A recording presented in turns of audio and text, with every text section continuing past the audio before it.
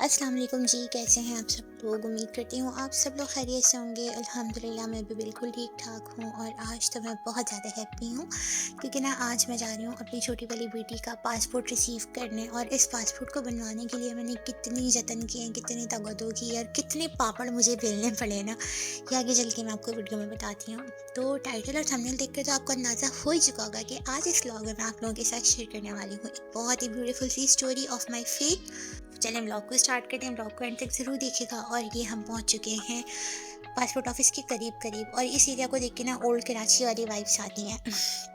तो एनीवेज मौसम बहुत प्यारा हो रहा था, ठंडा ठंडा, मेरे दिल के मौसम की तरह। तो यहाँ पे इतने सारे पासपोर्ट रखे हुए हैं और मुझे मिल गया अपनी बेटी का पासपोर्ट। और ये देखें हम तीनों के पासपोर्ट। और अभी मैं जा रही हूँ फ़ॉरेन ऑफिस में क्योंकि मुझे एक और काम था और मुझे ना अपने डॉक्यूमेंट्स अटैच करवाने थे कुछ, तो इसलिए ना मैंने सोचा कि चलो साथ साथ वो भी करवा लेते हैं क्योंकि मैं जल्दी फ्री हो गई थी। तो अभी मैं आ गई हूँ फ़ॉरेन ऑफिस में और यहाँ पर भी अल्हम्दुलिल्लाह काम काफ़ी जल्दी हुआ। बस हार्डली 1 से डेढ़ घंटा वेटिंग करनी पड़ी और जो मेरे डॉक्यूमेंट्स हैं ना वो अटेस्ट हो गए। तो आज मैं बहुत आउट ऑफ वर्ड हो रही हूँ, आई डोंट नो व्हाई। अच्छा, घर जाते-जाते ना मुझे 2-3 काम और भी थे रास्ते में, बट ये फ्राइडे का दिन था ना, तो इस वजह से फ्राइडे वाले दिन अक्सर शॉप्स जो हैं वो सुबह जल्दी नहीं खुलती हैं, तो वो मेरे काम ना हो सके। तो खैर कोई बात नहीं। एक्चुअली वो काम तो मैं बाद में भी कर सकती हूँ, बट जो मेरी इंपॉर्टेंट काम है ना वो अल्हम्दुलिल्लाह हो रहे हैं। और ये सारा काम मैं क्यों कर रही हूँ, आप लोगों को समझ तो आ ही रही होगी। ऑब्वियसली हम लोग वापस जाने की तैयारी कर रहे हैं, तो ये इसी का पार्ट है। तो नाश्ता मैंने सुबह इतना ख़ास नहीं किया था, जस्ट मैंने 1 कप चाय और हाफ़ मैंने बॉयल एग खाया था। तो मुझे इस वक़्त बहुत ज़्यादा भूख लग रही थी, तो मेरा दिल कर रहा था कि मैं बिरयानी खाऊँ और टाइम भी भूख का था, तो इस वक़्त बिरयानी बहुत अच्छी मिलती। तो यहाँ रास्ते में हमने एक रैंडम प्लेस पर रुककर बिरयानी खाई और ठीक था, टेस्ट एवरेज था, बट मैं काफ़ी दिनों के बाद खा रही थी तो मुझे अच्छा लग रहा था। एक्चुअली मेरा स्पाइस टॉलरेंस जो है ना वो थोड़ा कम हो गया है, तो इसलिए मुझे थोड़ी स्पाइसी लग रही थी, बट मेरी बेटी जो है ना वो शौक से खा रही थी माशाल्लाह से। तो उसको मैंने थोड़ी सी खिलाई और ख़ुद खाई और अल्हम्दुलिल्लाह पेट भर गया और फिर हम लोग घर वापस आ गए। हेलो जी, वेलकम बैक। अस्सलाम वालेकुम। हम लोग आ चुके हैं छोटे से ब्रेक के बाद और आज ना मैं बहुत ज़्यादा हैप्पी हूँ अल्हम्दुलिल्लाह अल्हम्दुलिल्लाह, क्योंकि आज मेरे बहुत सारे काम हो चुके हैं जो काफ़ी दिनों से अटके हुए थे। और सम टाइम मुझे इतनी हैरत होती है कि अल्लाह पाक ने मेरे अंदर इतनी हिम्मत कहाँ से डाल दी, जो मैंने इतने मुश्किल काम अकेले किए हैं और मैं बहुत दिन ख्वार हुई हूँ। इतने मैंने चक्कर लगाए ना गाइस, मैं आपको नहीं बता सकती कि मैंने कितना अपना वक्त बर्बाद किया है, अपनी एनर्जी वेस्ट की है। और चले पैसों की तो कोई बात नहीं है, आनी जानी चीज़ है, बट जब आपके इस तरह के काम अटक जाते हैं ना, स्पेशली गवर्नमेंट के काम, और आपके पास कोई सपोर्ट नहीं होती और आपकी तबीयत भी ठीक नहीं होती, तो कितना मुश्किल हो जाता है ना, मैं इस बात को बहुत अच्छे से समझ सकती हूँ। तो आज मैं आप लोगों के साथ एक बहुत ही ब्यूटीफुल स्टोरी शेयर करने लगी हूँ। उससे पहले मैं आपसे बताना चाहूँगी अल्हम्दुलिल्लाह कि मेरा बच्ची का मेरी पासपोर्ट बन चुका है और बेफॉर्म भी बन चुका है, जो कि एक बहुत ही इंपॉर्टेंट डॉक्यूमेंट है जिसकी बेस पर सब कुछ बनना था। तो बेफ़ॉर्म के साथ क्या स्टोरी हुई थी, तो वो मैं आज आप लोगों के साथ शेयर करूँगी ना। और मैंने कितनी ख्वारी उठाई है, देखने को बहुत ही सिंपल स्टेप है, बट कभी-कभी कहते हैं ना, इंसान की छोटी-सी गलती इंसान के अपने गले पड़ जाती है। तो मेरे साथ भी कुछ यही सीन हुआ था कि मेरी अपनी गलती, मैं इसे अपनी गलती कहूँ या इंतज़ामिया की गलती कहूँ, बट मैंने अपनी तरफ से पूरा काम किया था, लेकिन उन लोगों ने सही गाइडलाइन नहीं दी थी, जिसकी वज़ह से मेरा काम जो जस्ट 1 दिन में होना था, जिसकी मैंने अर्जेंट फ़ीस पे की थी, वो इतना लंबा खिंचकर 15-20 दिन तक चला गया और मेरे 15-20 दिन सिर्फ़ और सिर्फ़ नादरा ऑफ़िस के चक्कर काटते-काटते गुज़रे। बताती हूँ कि मेरे साथ क्या मिरेकल हुआ, जो मैं एक्सपेक्ट भी नहीं करी थी, बट अल्लाह पाक ने किस तरह रास्ते बनाए और मेरा काम आसान हुआ। सो जैसे कि आप सब लोगों को पता है कि 2nd ऑफ़ नवंबर को मेरी ना दूसरी वाली बेटी पैदा हुई थी, तो मुझे ना उसका अर्जेंट बेसिस पे बनवाना था बर्थ सर्टिफ़िकेट, और साथ ही मुझे बनवाना था उसका बे फ़ॉर्म, क्योंकि बे फ़ॉर्म वो डॉक्यूमेंट होता है बच्चे का जिसके ऊपर ना आप अपना बच्चे का पासपोर्ट बनवा सकते हो। तो मुझे अर्जेंट बेसिस पे पासपोर्ट के लिए अप्लाई करना था, तो मैंने सोचा कि चलो मैं पहले बे फॉर्म बनवा लेती हूँ और इसके बाद मैं अर्जेंटली पासपोर्ट के लिए अप्लाई कर दूँगी। तो ऐसा हुआ कि 10-15 दिन बाद जब मुझे लगा, बल्कि 15 दिन बाद जब मुझे लगा कि मेरी तबीयत थोड़ी सेट हो गई है, बेटर हो गई है, तो 16th ऑफ नवंबर को मैंने सोचा कि मैं नादरा मेगा सेंटर जाती हूँ और वहाँ जाकर बे फॉर्म की ना एप्लीकेशन दे देती हूँ। तो मैं चली गई शाम में नादरा मेगा सेंटर, क्योंकि आपको पता है छोटे बच्चे रात भर जगाते हैं और फिर सुबह उठकर नादरा ऑफिस जाना और लाइन में लगना बहुत मुश्किल हो जाता है। तो मैंने इसीलिए सोचा कि नादरा मेगा सेंटर वाला ऑप्शन लेते हैं, क्योंकि वो 24/7 वाली सर्विस होती है और एक ईज़ी ऑप्शन भी था मेरे लिए। तो मैं अपने घर से काफ़ी दूर एक नादरा मेगा सेंटर है जो नियरेस्ट वही था सबसे ज़्यादा, तो वहाँ पर मैं चली गई और मैंने वहाँ जाकर बी फॉर्म की एप्लीकेशन फ़िल कर दी। वहाँ जाकर मेरे साथ सीन भी होगा जो मैंने आपसे लास्ट व्लॉग में शेयर भी की थी, और नेक्स्ट डे मेरी बेटी की बर्थडे भी थी फूफू की। बट मुझे ये काम भी करना था, इम्पोर्टेंट काम था, तो मैंने सोचा कि चलो ये काम करवा लेते हैं। तो फिर मैं वहाँ गई, मैंने फॉर्म वगैरह फ़िल किया, और जो वहाँ के ऑफ़िसर थे उन्होंने मुझसे जो क्वेश्चन किए मैंने सबके आंसर दिए, और उन्होंने मुझे कहा कि आप फॉर्म पे अपना नाम वगैरह चेक कर लें, बच्चे का चेक कर लें, कोई प्रॉब्लम वगैरह ना हो। तो फिर मैंने भी वही सब चीज़ों पे फ़ोकस किया। इतना बड़ा फॉर्म था, मैंने बाकी का फॉर्म नहीं देखा, और अटैच करवा के नेक्स्ट डे मैंने सबमिट करवा दिया, क्योंकि मुझे अर्जेंट चाहिए था। तो फिर मैंने अर्जेंट वगैरह की फ़ीस ही पे की थी, जो कि 1 दिन बाद मिल जाना था। बट यहाँ पर गाइस स्टोरी ख़त्म नहीं होती है। असल स्ट्रगल जो है ना वो इस दिन से शुरू होती है।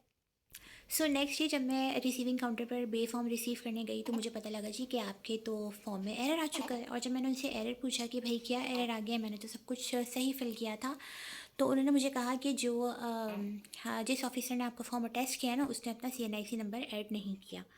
तो मैं इतनी हैरान हुई कि CNIC नंबर मतलब, ये मैं तो फर्स्ट टाइम फॉर्म बनवा रही थी और मुझे तो ऐसा कुछ बताया नहीं था ऑफिसर ने कि आपने जो अटैच करेंगे उनका CNIC भी लेकर आना है या ऐसा नंबर कुछ लेकर आना है। तो ख़ैर ऐसा हुआ कि फिर मैंने जिन्होंने मेरा फ़ॉर्म अटैच किया था वो मेरी जानने वाली हैं, डॉक्टर हैं, तो मैंने उनको वहीं से कॉल करी और उनका NIC नंबर लिया और उन्होंने मुझे बता दिया, और वो एरर मैंने वहीं पर जो उनका NMC काउंटर होता है ना जहाँ पे वो एरर्स वगैरह सेट करते हैं वहाँ पर जाकर लिखवा दिया विदिन 1 डे, कहते क्योंकि मुझे कुछ ज़्यादा ही जल्दी हो रही थी ना। लेकिन वो कहते हैं ना जल्दी का काम हमेशा शैतान का होता है और लेट ही होता है, तो मेरे साथ भी कुछ यही सीन हुआ।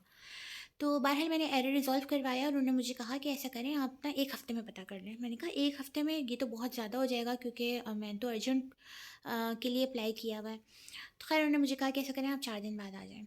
जब मैं गई 4 दिन बाद गई तो मेरी कंप्लेंट रिज़ॉल्व नहीं हुई हुई थी, और इन 4 दिनों में मैंने तकरीबन कोई 8 बार नादरा ऑफ़िस जो उनकी हेल्पलाइन है वहाँ कॉल करी, और साथ ही जो है ना वो मैंने उनके हेल्पलाइन पे SMS किए कि मेरी जो एप्लीकेशन है वो कहाँ पर है, प्रोसेस में है या फिर रिजेक्शन में चली गई है।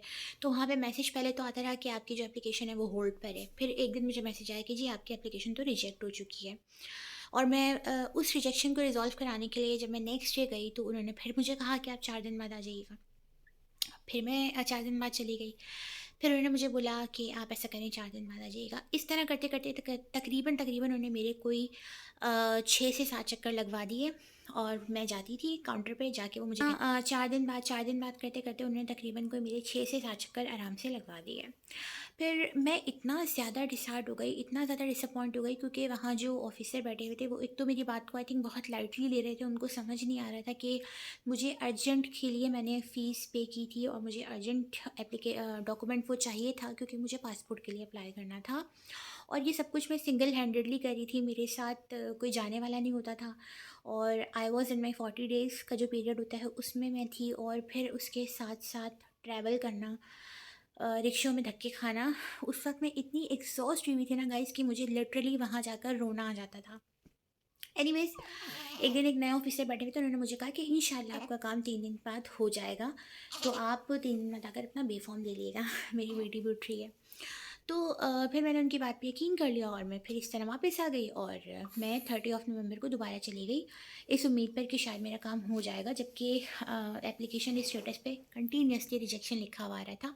और मैं उनसे जाकर बोलती भी थी कि देखिए मेरी एप्लीकेशन स्टेटस में रिजेक्शन लिखा हुआ आ रहा है हेल्पलाइन पे, तो क्या वाकई वो प्रोसेस चल रहा है, आपने रिजेक्शन रिजॉल्व कर दी है या फिर आपने काम नहीं किया। तो मुझे कहते थे कि नहीं नहीं आपका काम हो रहा है, रिजेक्शन बिल्कुल गलत लिखा हुआ आ रहा है। तो मैं हेल्पलाइन पे कॉल करती थी तो वो कहते थे कि आपकी तो एप्लीकेशन जो है वो अभी तक फॉरवर्ड ही नहीं हुई है इस्लामाबाद में। खैर बहुत मसले। तो एक दिन ना जब मैंने हेल्पलाइन पे कॉल करी ना नादरा की, तो वहाँ पे जो ऑफिसर होते हैं जो रिसीविंग कॉल के लिए बैठे हुए होते हैं, उन्होंने मुझे कहा कि ऐसा करें आप वहाँ जाकर ना हमारी वहाँ के किसी बंदे से बात करवाएं, और हम उनसे पूछते हैं कि आपकी एप्लीकेशन में क्या प्रोसेस है। तो जब मैं 30 नवंबर को गई और मैंने इस तरह किया ना, तो उन्होंने बात करने से इनकार कर दिया। तो मुझे लगा यार समथिंग इज़ फिशी, क्योंकि जो बंदा बात नहीं कर रहा ऑफिसर से, अपने फील्ड वर्कर से, उसको पता है कि कोई ना कोई एरर है और वो सॉल्व नहीं कर रहा। उस दिन मुझे बहुत गुस्सा आया। उस दिन मुझे इतना शदीद गुस्सा आया ना कि मैंने सोचा कि गाइस आज मैं यहाँ से ना बिला वजह नहीं जाने वाली। मेरी हमेशा आदत रहती है कि मैं ना ट्रैवल में सूर्य यासीन पढ़ती हूँ, और ये मेरी बहुत पुरानी आदत है। आप बचपन की कह लें, जब से मैंने ट्रैवल करना स्टार्ट किया स्कूल के लिए, कॉलेज के लिए, यूनिवर्सिटी के लिए, तो मेरी हमेशा आदत होती थी कि मैं बस में बैठ कर ना हमेशा सूर्य यासीन पढ़ती थी। अर्ली मॉर्निंग जब मैं जा रही होती थी, तो मेरी एक आदत बनी हुई थी, तो मैं हमेशा हर काम से पहले ना सूर्य यासीन पढ़ लेती थी। और मेरा ये बिलीव है कि सूर्य यासीन पढ़ने से आपके काम जो है वो बहुत जल्दी हल हो जाते हैं, आपके मसले बहुत जल्दी आसानी से हल हो जाते हैं। बट जब मैं नादरा ऑफ़िस के चक्कर लगा रही थी ना, मुझे एक दिन भी ज़हन में ख़्याल नहीं आया कि मुझे सूर्य यासीन पढ़ के निकलना चाहिए। क्योंकि मैं उस वक़्त, मेरा मेंटल स्टेट भी ना कुछ ख़ास अच्छा नहीं था, और इतनी सारी ज़िम्मेदारी मुझे लग रहा था, मुझे बहुत सारे काम करने, तो मैं इतना ज़्यादा डिस्टर्ब हो गई थी। लेकिन मुझे ये सारे काम करने थे, अकेले करने थे, मुझे ये बात भी पता थी। तो मेरे माइंड से निकल गया कि मैं सूर्य यासीन वगैरह पढ़ के कुछ घर से नहीं निकल रही, बस मैं नॉर्मली वो दुआएँ पढ़ लेती थी, सफ़र की दुआएँ, और मैं चली जाती थी। उस दिन मैंने स्पेशली सूर्य यासीन जाते हुए पढ़ी थी, और मैंने सारी रास्ते दुआएँ की थी कि या अल्लाह प्लीज़ आज मेरा काम हो जाए, चाहे वो मेरी एप्लीकेशन कैंसल कर दें, मैं दोबारा से अप्लाई कर दूँ। लेकिन उस दिन क्या हुआ कि उस दिन वो जो ऑफ़िसर थे, जो मुझे तकरीबन अ अ, 5 से 6 चक्कर या 7 चक्कर लगवा चुके थे, वो बैठे हुए थे। मैंने उनको जाके बोला, "आप मुझसे कंटीन्यूअस झूठ बोल रहे हैं। आपने मेरी एप्लीकेशन फॉरवर्ड नहीं किया, आप मेरी एप्लीकेशन पे काम नहीं कर रहे हैं, कैंसल भी नहीं कर रहे हैं।" और जब मैं उन्हें कैंसल करने का कहती थी, वो कहते थे, "आपके हस्बैंड कहाँ हैं?" मैं उन्हें कहती थी, "मेरे हस्बैंड यहाँ नहीं हैं।" तो मुझे कहते, "आप बिला वजह दोबारा से टेस्ट करवाएँगी, इतनी लंबी लाइन में खड़े होंगे, आप इसी एप्लीकेशन को ना परस्यू करवा दें।" मैं उनको कहती थी ठीक है, बट वो मेरी एप्लीकेशन पे कोई काम नहीं कर रहे थे। तो उस दिन ना मुझे इतना शदीद गुस्सा आया हुआ था, मेरा दिल कर रहा था कि मैं उनका मुँह तोड़ दूँ, लिटरली गाइस मेरा दिल कर रहा था मैं उनका मुँह तोड़ दूँ। तो उस दिन मैंने उनसे कहा कि आज मैं ऐसे जाने वाली नहीं हूँ, आज मैं आपकी किसी कहानी में नहीं आ रही हूँ, आज मैंने आपके जो एरिया मैनेजर है ना उनसे मिलना है। तो ख़ैर उन्होंने कहा हाँ ठीक है सही है, आप जाके मिल लें, आपको मेरी बात नहीं समझ आ रही। उन्होंने मुझे ख़ैर 2-3 बातें सुनाई, और मैंने उनको उनसे लड़ाई झगड़ा करके ना मैं चली गई मेन गेट पे। जब मैं मेन गेट पे गई तो वहाँ से गार्ड हमें अंदर एंट्री नहीं करने दे रहा। अच्छा, जो मेरा प्रॉब्लम था सेम वो 2-3 लेडीज़ का और था, बट एक लेडी मुझे ऐसी मिली जिनका मेरा वाला सेम मेरा ही प्रॉब्लम था, और वो भी बेचारी मेरी तरह ना 15 दिनों से ख्वार हुई थी। तो उन्होंने मुझे कहा देखिए ऐसा करते हैं, हम दोनों मिलकर चलते हैं, आप मेरा भी काम करवा दें। शायद उनको मेरी बातों से हौसला मिला होगा, या अल्लाह ने मुझे उनका वसीला बनाना था, तो इसीलिए वो मेरे साथ आ गई। मैंने कहा ठीक है हम दोनों चलते हैं अंदर, हम बात करते हैं। उस दिन मेरे अंदर इतनी सारी हिम्मत पता नहीं कहाँ से आ गई थी, मुझे नहीं पता गाइस, मैं अकेली गई थी बिल्कुल। मेरे दोनों बच्चे घर पर थे अम्मी के पास, और मैं अकेले गई थी, और मैं बहुत सारी हिम्मत जमा करके अल्लाह से दुआएं मांग के गई थी कि या अल्लाह आज या तो मैंने अपना बेफॉर्म बच्ची का लेकर आना है, या फिर मैंने एप्लीकेशन कैंसिल करवा के नई एप्लीकेशन डाल के आनी है। तो ख़ैर फिर गार्ड हमें अंदर नहीं जाने दे रहा है। एक तो मुझे समझ नहीं आता कि लोगों को झूठ बोलने में क्या मज़ा आता है। इन्फॉर्मेशन काउंटर वाले लोग झूठ बोल रहे हैं कि अंदर एनएमसी वाला काउंटर बंद पड़ा हुआ है, जो कंप्लेन काउंटर होता है। ख़ैर बहुत ज़्यादा बहस करने के बाद हम लोगों ने अंदर एंट्री ली, और वहाँ जाकर गाइस आप यकीन करें, जो मेरा प्रॉब्लम था वो टस से मस सॉल्व नहीं हुआ था, तो ऐसे का ऐसे ही पड़ा हुआ था। ख़ैर बहुत तगदो के बाद जो हमें वहाँ की एरिया मैनेजर है उनसे मिलने की इजाज़त मिली, और जब मैं उनके पास गई, बहुत सारे बुरे लोगों का बिहेवियर बर्दाश्त करते-करते जब मैं उनके पास गई, तो वो लेडी थी, उन्होंने कहा कि आपकी तो एप्लीकेशन रिजेक्ट हुई हुई है, आपको कौन कह रहा है कि आप 4 दिन बाद आके फ़ॉर्म ले लें, 5 दिन बाद आके फ़ॉर्म ले लें। फिर मैंने रो के उनके जो एम्प्लॉइज़ थे उनकी कंप्लेंट कर दी वहाँ पे। जब मैंने उनकी कंप्लेंट करी गाइस, तो ऐसा लगा कि मेरे काम में ना 2x स्पीड आ गई है। जल्दी-जल्दी वहाँ पर विदिन 1 आवर के अंदर मेरा काम, मेरी वो जो रिजेक्ट वाली जो एप्लीकेशन थी, तो विदिन 1 आवर के अंदर उन्होंने मेरा सारा का सारा काम करवाया। वो जो लेडी थी, और मेरे दिल से उनके लिए इतनी ज़्यादा दुआएँ निकल रही थी कि मैं आपको नहीं बता सकती, क्योंकि वो एक खातून थी, और मैंने उन्हें अपनी जेन्युइन प्रॉब्लम बताई थी कि मैं किस हालत में वहाँ पर चक्कर लगा रही थी। तो उन्होंने ख़ैर, और मुझे उस वक़्त इतना शदीद रोना आ रहा था, क्योंकि मुझे लोगों के झूठ पे, वो जो ऑफ़िसर बैठे थे उनके झूठ पे गुस्सा आ रहा था कि मतलब वो कितनी मेरी तरह लेडीज़ और भी थी जो परेशान खिड़की में खड़ी हुई थी, बूढ़े लोग थे, इतने जिनके एनआईसीज़ के प्रॉब्लम थे, बट वो किसी को सही गाइड नहीं कर रहे थे। और मैंने फिर उनको सब कुछ बता दिया, और उन्होंने वहीं बैठे-बैठे उन्होंने कहा, "आप बैठो, आज मैं आपको आपका बच्ची का बेफ़ॉर्म दिला कर यहाँ से भेजूँगी।" तो फिर उन्होंने मेरा वो काम सारा करवाना, मेरी रिजेक्ट एप्लीकेशन पे काम करना शुरू किया, और विदिन 1 आवर उन्होंने सारे मेरे इश्यू रिज़ॉल्व करवा दिए। किसी चीज़ में अल्हम्दुलिल्लाह डेटा वगैरह में कोई प्रॉब्लम नहीं थी, बट मेरी जो एनआईसी वाली प्रॉब्लम थी ना, उसकी वजह से वो फ़ॉर्म अटक गया था। और इस तरह जो है ना, उन्होंने वो मेरा फ़ॉर्म ठीक करा, खुद से दोबारा से रीफ़िल किया, और रीफ़िल करवाने के बाद उन्होंने मुझे 1 घंटे के अंदर-अंदर बेफ़ॉर्म बना दिया, और मुझे कहा कि अब तुम ये बेफ़ॉर्म यहाँ से लेके जाओ। लेकिन उस वक़्त वहाँ बैठे-बैठे मैं एक तो सूरह यासीन पढ़ रही थी, और सूरह यासीन पढ़ने के साथ-साथ मैं बार-बार अपनी एप्लीकेशन का स्टेटस ना हेल्पलाइन पे मैसेज कर के चेक कर रही थी। और वाक़ई जब मेरी एप्लीकेशन प्रोसेस होना शुरू हुई, तो मुझे उसकी सारी अपडेट मिलती रही नादरा हेल्पलाइन पे। और मैं इतना शुक्र अदा कर रही थी और मैं अपनी अकल को कोस रही थी कि मुझे उस वक़्त सूर्य यासीन पढ़ना क्यों नहीं याद रहा, क्यों मेरा ध्यान उस तरफ नहीं गया। सो गाइस उस दिन ना सूर्य यासीन पर मेरा बिलीव 100x टाइम हो गया। मतलब मैं आपको बता ही नहीं सकती ना कि सूरत में कितनी ज़्यादा पावर है और ये आपके रुके हुए और अटके हुए काम कैसे मिनटों सेकंडों में करवा देती है। तो ये थी मेरी ब्यूटीफुल सी स्टोरी। और मैं आप लोगों से एक बात कहना चाहूँगी कि जब भी आप इस तरह के कोई काम करवाएं, स्पेशली जब आप अकेले जा रहे हो और आपके साथ कोई हो ना आपको गाइड करने वाला, तो प्लीज़ आप एक बार ना फॉर्म रीडिंग ज़रूर कर लें और देख लें कि जो जो चीज़ें लिखी हुई हैं वो आप लोग फुलफ़िल करिए, रिक्वायरमेंट आपने जो जो रिक्वायरमेंट है उस फॉर्म की। तो एक तो ये काम आप लोग ज़रूर करें ताकि मेरी गली ख्वारी आप लोगों की ना हो। और दूसरा ये कि अपने काम शुरू करने से पहले हमेशा अल्लाह पाक को याद किया करें। और अल्लाह पाक के कलाम में बहुत ताकत होती है, नो डाउट। इसके बगैर आपके काम नहीं हो सकते मुकम्मल। मेरा तो यही अकीदा है। तो ये थी जी मेरी प्यारी सी ब्यूटीफुल सी स्टोरी। और मेरे साथ जो लेडी थी मेरे साथ साथ उनका भी वो काम हो गया। वो मुझे इतना ज़्यादा मुझे थैंक्स बोल रही थी, बार बार वो मुझे थैंक्स बोल रही थी। वो मेरी सपोर्ट उस वक्त बनी थी और मैं उनकी सपोर्ट बनी थी। तो बस इंसान इसी तरह एक दूसरे के काम आता है, एक दूसरे की सपोर्ट बनता है। और ये अल्लाह पाक के ही मसलहत हैं, अल्लाह पाक के काम है। वो किस इंसान को किस इंसान का वसीला बना दे ये हम नहीं जानते। तो जी ये थी मेरी प्यारी ब्यूटीफुल सी स्टोरी। आई होप आप लोगों को अच्छी लगी होगी। अच्छी लगी तो like comment share and subscribe. और ज़िंदगी में इस तरह की छोटी मोटी गलतियों से ना इंसान बहुत सारे सबक सीखता है। तो मैंने भी सीखे बहुत सारे सबक, बट नाउ अल्हम्दुलिल्लाह आई एम वेरी हैप्पी क्योंकि मेरे सारे काम हो चुके हैं, बल्कि 80% तक काम हो चुके हैं। तो बस ये था आज का ब्लॉग। आई होप आप लोगों को अच्छा लगा होगा।